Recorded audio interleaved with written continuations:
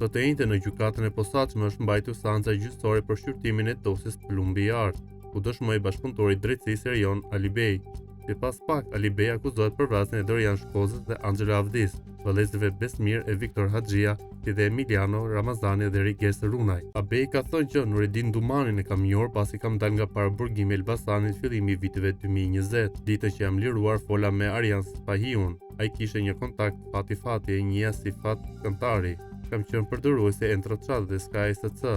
Ariani ishte në Belgjik, ka qenë një kohë delikate për mua për shkak të atentateve që na kishin ndodhur në familje. Ariani erdhi në Shqipëri dhe më tha se bëhet fjalë për Dumanin, që kishte dashur të më takonte. Unë kisha hedhur fjalë që për taut Çelon jepja 100.000 euro për ta vrarë dhe 100.000 euro për ta sjellë të gjallë. Do bëj takimin me Nureddinin. Unë i dash një makinë Arianit, ka qenë një C-klasi Z, po në merr Nureddinin në kat punëtori, ishte akşam. Vjen Nureddini, unë dija gjithçka mbi të.